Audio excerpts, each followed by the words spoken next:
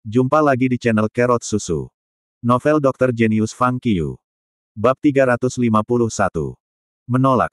Sekretaris itu menyipitkan matanya dan mencibir, kalau begitu kamu tidak akan pergi dari sini hari ini. Mari kita tunggu dan lihat siapa yang akhirnya akan kalah. Baiklah. Fang Qiu sama sekali tidak merasa terancam. Dia hanya cepat merespon dan kemudian berbaring di sofa dengan kaki bersilang, mengayunkan kakinya. Sekretaris itu terdiam saat melihat reaksi Fang Qiu. Dalam keadaan normal, setiap siswa yang diundang ke sini akan merasa tidak nyaman dan takut jika mereka tidak diizinkan untuk pergi.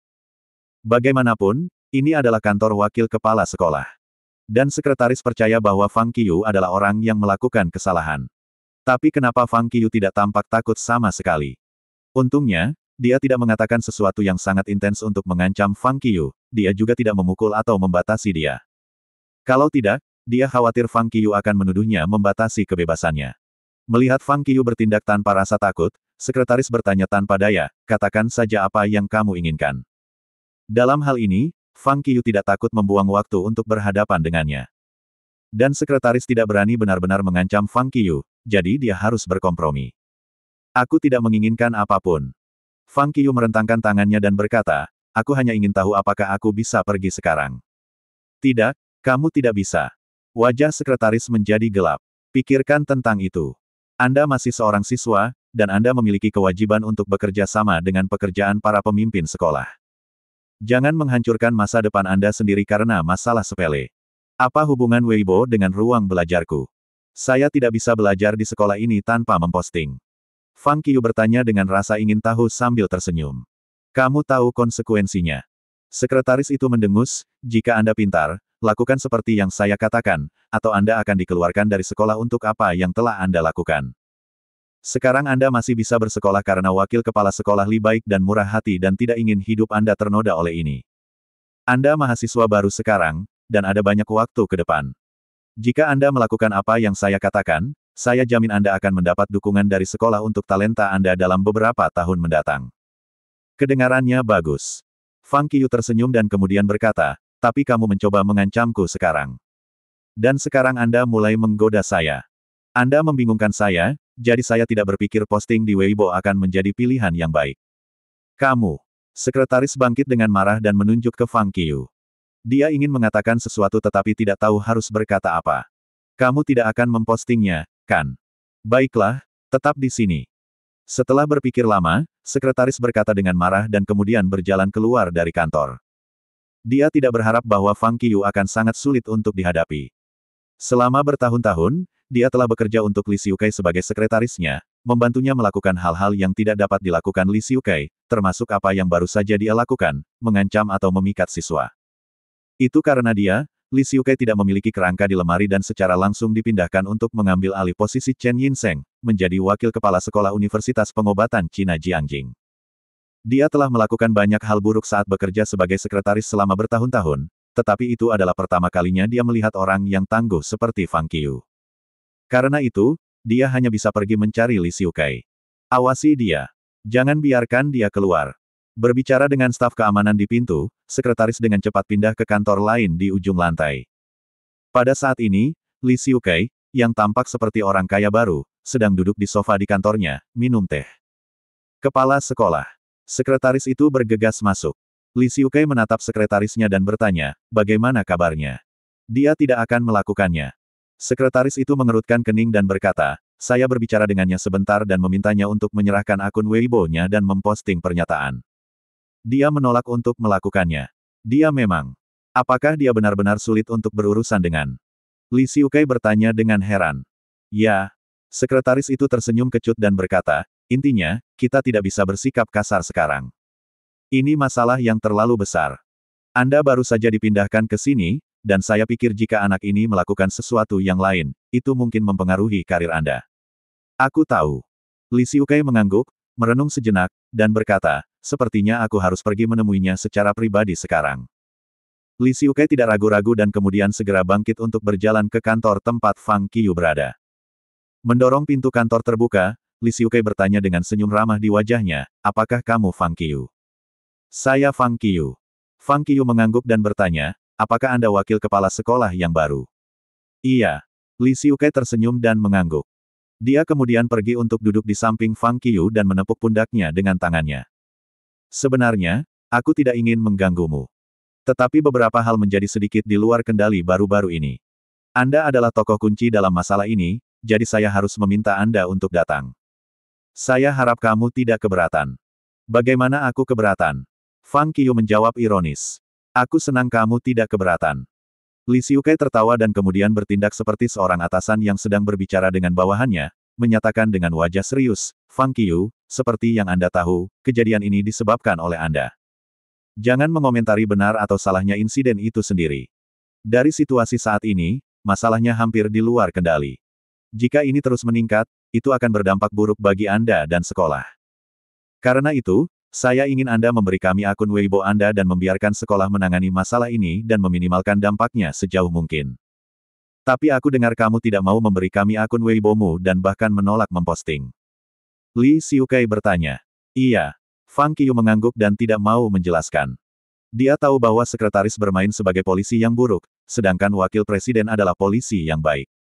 Yah, bagaimana dengan ini? Li Xiukai menunjukkan ekspresi pengertian. Anda tidak harus memberi kami akun Anda atau mempostingnya di Weibo.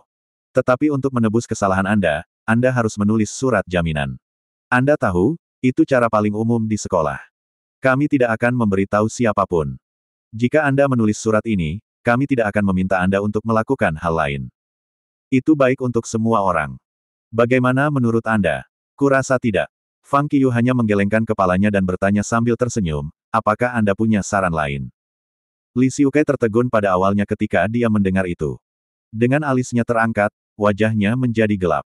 Dia telah menunjukkan rasa hormat yang cukup pada Fang Qiu dan terus mengatakan hal-hal yang baik, tetapi Fang Qiu seperti batu di toilet, bau dan keras, dan itu tidak akan meleleh. Fang Qiu, Anda perlu memikirkan ini sampai tuntas. Li Xiukai berkata dengan nada yang sangat serius, ini adalah satu-satunya cara untuk menyelesaikan masalah ini. Sekolah sudah membuat konsesi. Biarkan saya memberitahu Anda dengan serius. Jika Anda tidak setuju, tidak ada cara lain. Saya harus mengeluarkan Anda. Oh benarkah? Fang Qiu pura-pura terkejut, lalu wajahnya berubah, dan dia menyeringai, lakukan saja apa yang kamu mau. Kemudian dia bangkit dari sofa dan siap untuk pergi. Melihat itu, sekretaris, yang telah menunggu di pintu, segera mengedip pada penjaga keamanan di kantor. Penjaga keamanan langsung bergegas untuk memblokir Fang Qiu. Apa yang sedang kamu lakukan? Melihat kembali ke Li Xiukai, Fang Qiu bertanya, Wakil Kepala Sekolah, apakah Anda akan membatasi kebebasan siswa? Aku hanya duduk di sini. Li Xiukai buru-buru menggelengkan kepalanya dan berkata, saya hanya mengundang Anda untuk berbicara dengan saya. Apa yang akan mereka lakukan tidak ada hubungannya denganku. Baik.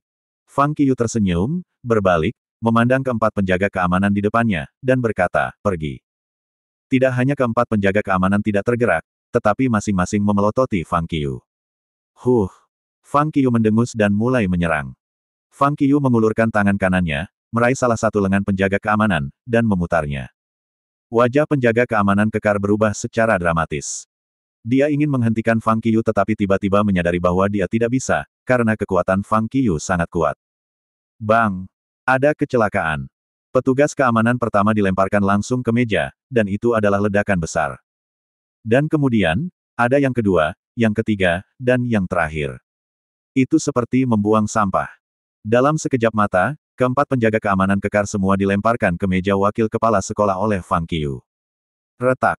Berat mereka berempat menghancurkan meja menjadi berkeping-keping. Ketika Li Xiukai melihat adegan ini dengan matanya sendiri, rahangnya jatuh. Siapa yang mengira bahwa mahasiswa baru seperti itu dapat dengan mudah menjatuhkan empat penjaga keamanan yang kuat? Sekarang tampaknya Fang Qiu bisa mengalahkan 8 orang di Weibo benar. Li Xiukai terkejut, tetapi dia tidak panik. Dia adalah wakil kepala sekolah akting. Apa yang bisa dilakukan Fang Qiu padanya bahkan jika dia begitu kuat? Maaf tentang meja Anda, kata Fang Qiu kepada Li Xiukai. Li Xiukai mencibir, apakah kamu pikir kamu benar-benar bisa keluar dari sini? Mendengar itu, Fang Qiu melangkah maju dan meraih pintu, hanya untuk menemukan pintu itu terkunci dari luar. Itu adalah sekretaris. Fang Qiu. Li Xiukai berkata dengan senyum puas, alasan mengapa aku bertanya padamu adalah untuk berbicara denganmu. Karena Anda sudah datang ke sini, maka malam ini kita harus membicarakan ini. Kami tidak akan meninggalkan ruangan ini malam ini. Aku tidak punya waktu. Fang Qiu mengerutkan bibirnya. Lalu dia mengangkat kaki kanannya dan memberikan tendangan yang kuat. Bang! Ada suara besar. Menendang pintu terbuka, Fang Qiu langsung berjalan keluar dari ruangan dengan ekspresi kosong. Dia bahkan tidak repot-repot memandang orang-orang itu seolah-olah tidak ada yang terjadi sebelumnya. Semua orang, termasuk sekretaris, Li Xiukai, dan 4 penjaga keamanan, tercengang. Ketika dia menendang pintu, dia terlihat sangat santai seolah-olah dia tidak menggunakan terlalu banyak kekuatan. Seberapa kuat tendangan itu? Apakah dia monster? Meskipun dia terkejut, Li Xiukai tidak bisa menahan diri untuk tidak marah. Dia sangat arogan. Li Xiukai menamparkan meja kopi dan bangkit dengan marah, berteriak ke pintu. Dia tidak menunjukkan rasa hormat kepada para atasan dan bahkan menghancurkan barang-barang publik. Saya harus mengusirnya. Sementara itu, ketika keempat penjaga berjuang untuk berdiri, sekretaris dengan cepat melangkah maju dan berkata, "Kalian, keluar dari sini." Keempat penjaga saling memandang dan pergi dengan senyum masam. Setelah penjaga keamanan pergi, sekretaris mencondongkan tubuh ke Li Xiukai dan membujuknya, "Kepala sekolah, kita tidak bisa mengusir Fang Qiu untuk saat ini." Fang Qiu cukup terkenal di Weibo, dan dia baru saja diundang oleh CCTV untuk ikut serta dalam kompetisi dokter muda persaingan Huaxia. Jika kita mengusirnya sekarang, segalanya pasti akan menjadi lebih buruk. Maka tidak mungkin bagi kita untuk menyelesaikan masalah ini. Terima kasih masih bersama channel Carrot Susu. Bab 352. Apa maksudmu kita tidak bisa? Li Xiukai dengan marah menatap sekretaris. Jadi kepala sekolah tidak bisa melakukan apa-apa pada siswa. Apakah saya akan ditekan oleh seorang siswa? Tolong, jangan marah. Sekretaris itu tersenyum masam dan mencoba menenangkan Li. Kemudian dia dengan sedih menoleh, bergumam, kepala sekolah Chen juga tidak bisa melakukan apapun padanya. Apa katamu? Li Xiukai bertanya dengan marah seolah dia telah mendengar kata-kata sekretaris. Tidak ada, saya tidak mengatakan apa-apa. Sekretaris itu buru-buru menggelengkan kepalanya. Setelah mendobrak pintu, Fang Qiu langsung kembali ke asrama. Aku harus bergerak lebih cepat. Tidak ada seorang pun kecuali Fang Qiu di asrama. Dia duduk di meja, segera membuka komputer, dan menjelajahi situs-situs asing dengan VPN-nya untuk memindai berbagai majalah dan buku medis. Bagaimana kamu bisa menyangkal hal-hal bangsamu sendiri? Karena kamu terus melakukan ini, aku akan membiarkan orang luar mengkonfirmasinya. Kalau begitu mari kita lihat apa lagi yang bisa Anda katakan. Sambil menahan amarahnya, Fang Qiu segera mulai memindai dokumen medis asing. Makalah itu adalah langkah besarnya, yang akan menjadi game changer besar. Dia telah membaca koran sampai semuanya terlambat. Melihat bahwa Fang Qiu sangat fokus pada pekerjaannya, 3 teman sekamar tidak berani mengganggu Fang Qiu. Bahkan ketika lampu padam dan semua orang pergi tidur, Fang Qiu masih duduk di depan mejanya dan terus membaca koran dengan tenang. Setelah membaca ratusan surat-surat medis asing, ia berhenti. Menutup matanya, Fang Qiu dengan cepat berpikir dan mengekstrak format dan poin umum dari semua artikel dan kemudian membuat garis besar yang terperinci. Dengan garis besar ini, sekarang apa yang perlu dia lakukan adalah menyelesaikan kertas. Mengambil penanya, Fang Qiu mulai menulis makalahnya. Ini adalah makalah tentang Qi dan akupuntur. Waktu berlalu begitu cepat. Setelah 1 malam kerja keras, Fang Qiu akhirnya membuat tesis terperinci. Dia juga menulis surat yang mengundang orang-orang yang membaca makalah ini untuk melakukan studi lapangan di sini. Dia akan menyerahkan makalah ini ke majalah medis inti di luar negeri. Jadi, untuk menambah bobot pada kertas dan membuat para ahli majalah sombong itu datang ke Cina untuk melakukan studi lapangan atau bahkan mengutip makalah ini, Fang Qiu langsung pergi ke rumah sakit ketika ia menyelesaikan kertas pagi-pagi sekali. Dia pergi ke departemen ortopedi di lantai 7. Maaf, apa Cao Ze ada di sini? Berdiri di depan ruang konsultasi Shen Chun, Fang Qiu mengetuk pintu dan bertanya. Fang Qiu.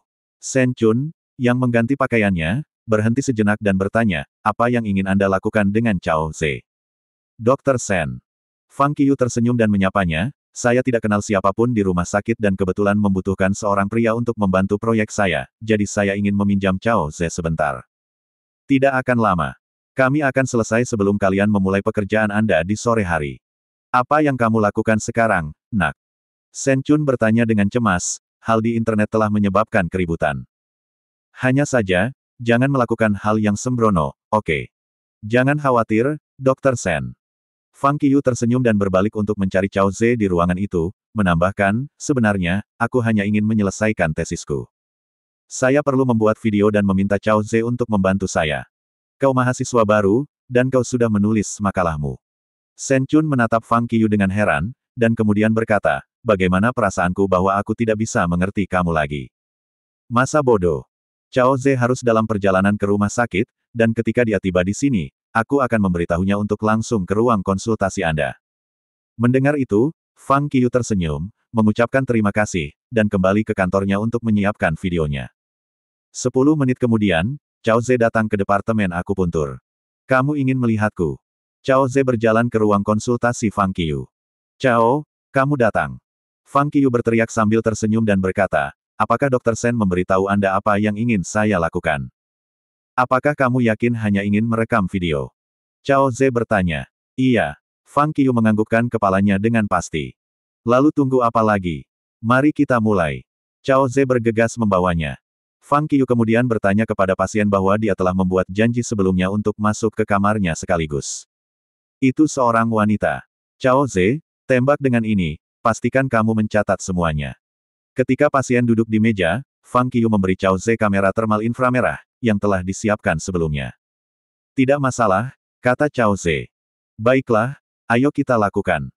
Fang Qiyu segera pergi ke meja untuk duduk, sementara Cao Ze juga mulai menembak. Bu, ada apa? Fang Qiyu bertanya pada pasien. Meskipun mengetahui kondisi pasien sebelumnya, Fang Qiyu masih harus bertanya sekali lagi karena dia perlu mencatat seluruh proses. Selain itu karena dia tahu pasien ini dengan baik sehingga dia memilih untuk merekam video dengannya. Kakiku selalu sangat dingin. Pasien menjawab, dokter terakhir saya mengatakan bahwa saya masuk angin setelah melahirkan, jadi saya akan selalu merasakan sakit dan kedinginan. Fang Qiyu mengangguk. Kamu menderita pilek. Menyelesaikan gejala membaca, Fang Qiyu memulai perawatannya. Cao Ze menatap kamera dengan heran. Dengan pencitraan termal inframerah, Cao Ze dapat dengan jelas melihat bahwa kaki pasien menunjukkan area biru yang luas, yang berarti suhu kaki pasien cukup rendah. Seperti yang dikatakan pasien. Pertama-tama, Fang Qiyu meminta pasien untuk menarik celananya untuk memastikan tidak ada apa-apa di kakinya. Lalu dia mulai mengambil jarum. Titik-titik tekanan yang dipilih adalah Yementou Zongzu, Sugu, dan Yang Lao. Menemukan titik, Fang Qiyu mulai menggunakan metode khusus untuk menempatkan jarum ke titik-titik itu. Sementara Fang Qiyu meletakkan jarum, Cao Ze bisa dengan jelas melihat bahwa area biru kaki pasien dengan cepat mulai memerah, memanas. Cao Ze juga tidak bisa menahan kagum saat melihat ini. Menurut kondisi pasien, dokter pengobatan Tiongkok tradisional akan mengkonfirmasi bahwa udara dingin telah masuk ke dalam tubuh. Meskipun mudah untuk membubarkan udara dingin, itu tidak akan terlalu cepat. Yang paling penting adalah bahwa dingin di kaki pasien sudah ada sejak lama, yang jauh lebih parah daripada flu biasa. Dalam keadaan seperti itu, akupuntur perlu beberapa kali untuk memiliki efek yang jelas.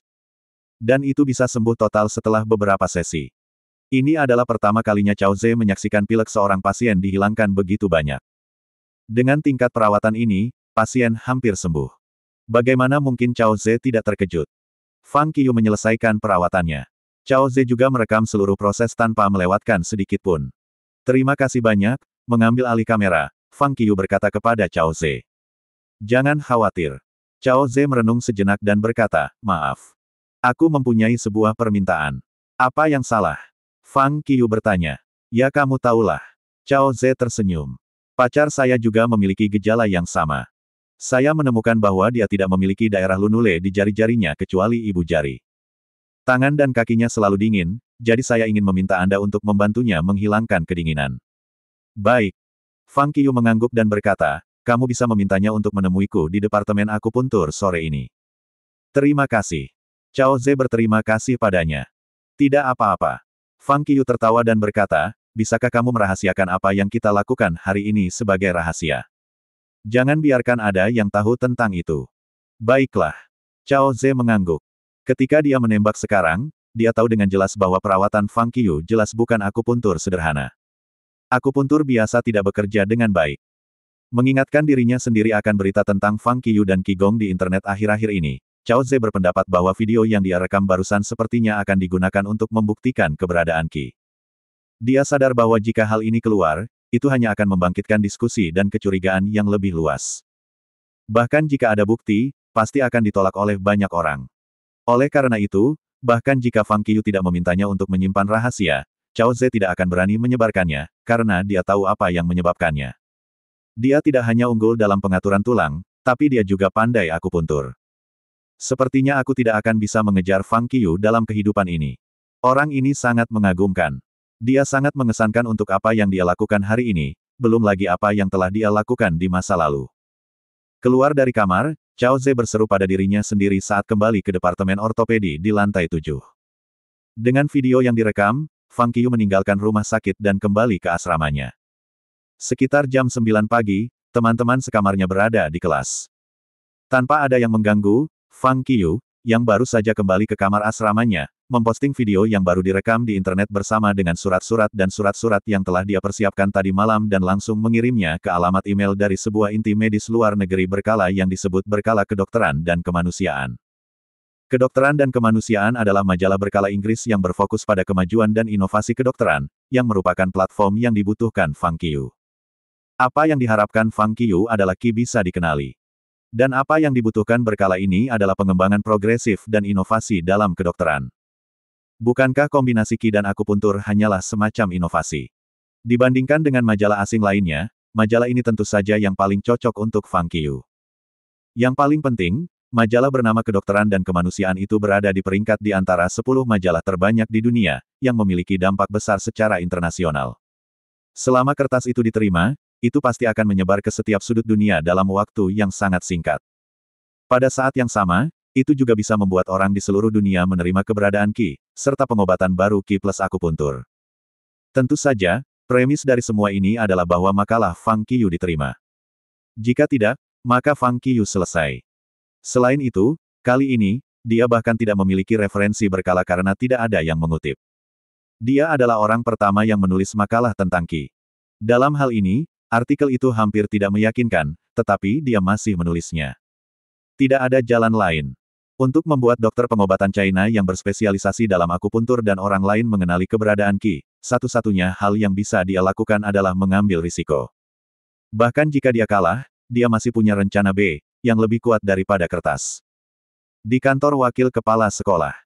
Kepala sekolah, Fang Qiyu tidak pergi berlatih Qigong pagi ini. Sekretaris itu menyeringai dan berkata kepada Li Xiukai, tampaknya Fang Qiyu juga tidak bodoh. Jelas, dia menyerah. Li Xiukai menyeringai. Dia hanya seorang siswa.